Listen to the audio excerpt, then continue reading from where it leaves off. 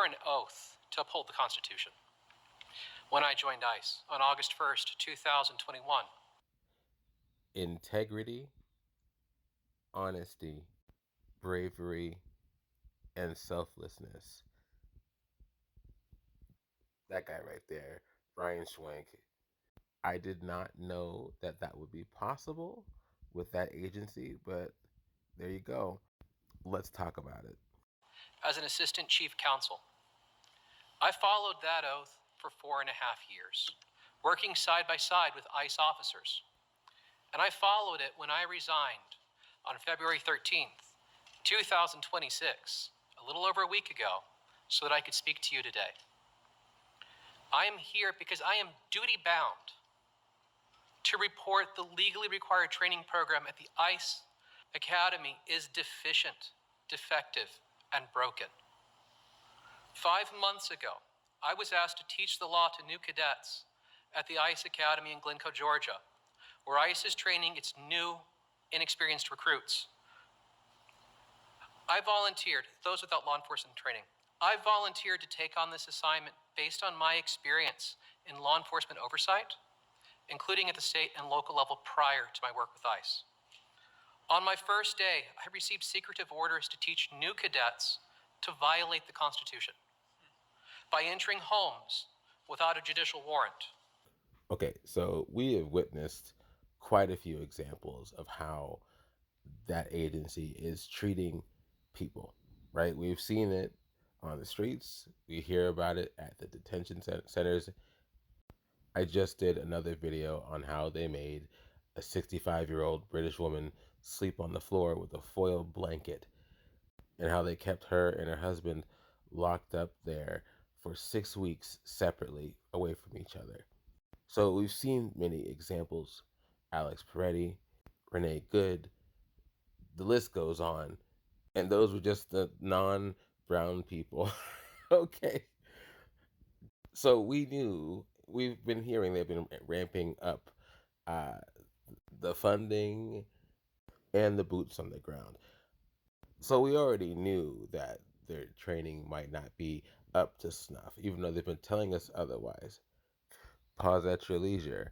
Former attorney and instructor for the U.S. Immigration and Customs Enforcement, right? Look at his professional career, extensive background in law, risk management, and public administration. I'm trying to make my head small so you can see it. Assistant Chief Counsel, instructor at the ICE Academy, supervising performance audits and risk management for criminal justice operations in Denver, Colorado. He has a BA and an MPA from Western Kentucky University, and he has a couple of law degrees too. He has experience. He has an idea more than most of us on what's actually going on. He has an idea of what the standards and what the laws actually are. Okay? He is an informed uh, person on this matter. So if any of you disagree with what he's saying, sitting in your chair right now, just know he knows more than you, more than me, more than a lot of us on the standards and what is actually being broken. So if he is saying that the training there is deficient, defective, and broken, that's probably a big deal. And what that tells me is I don't see things getting better anytime soon. Pause at your leisure. There's a lot to talk about, so just take this down in your brain, especially this part right here. Holy moly. Okay, now you've probably seen and heard plenty about this. Uh, when they come to your door, they will often have a warrant. It may be a judicial warrant, or it may more likely be an administrative warrant.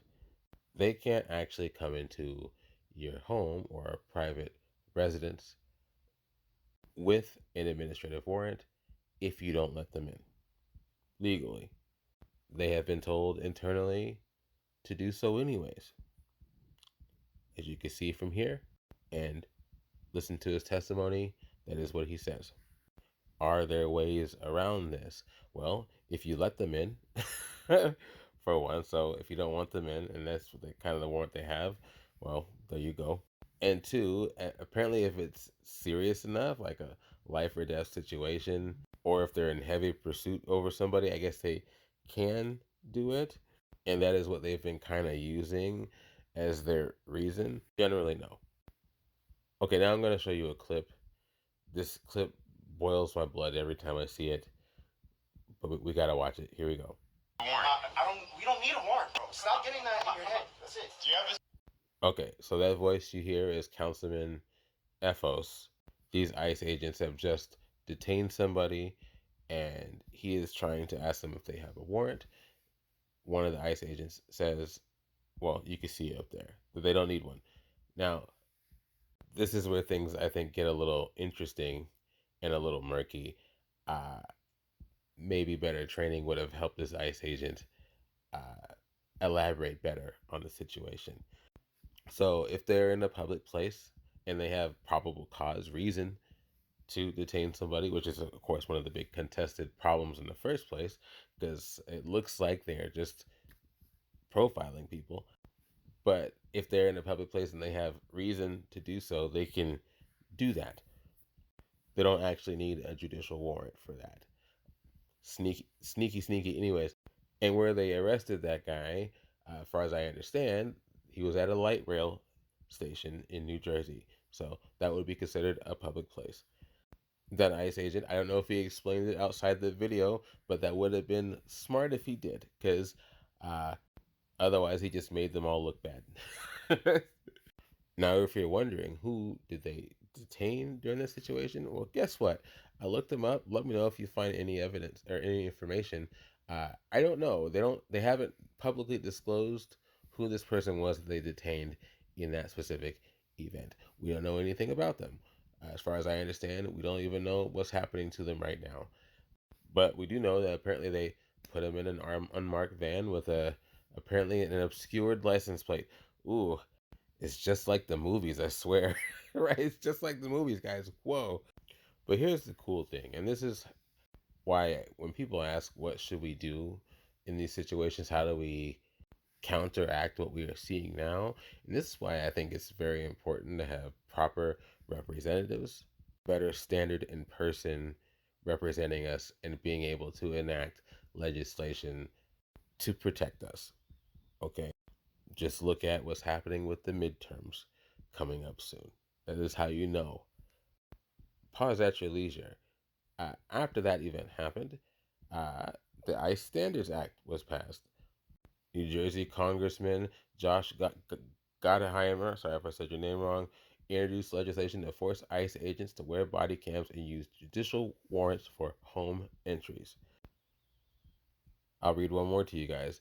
Hudson County ban basically is an order banning ICE from operating on county property, like courthouses, without a judicial warrant. Last thought. This is all commentary from me.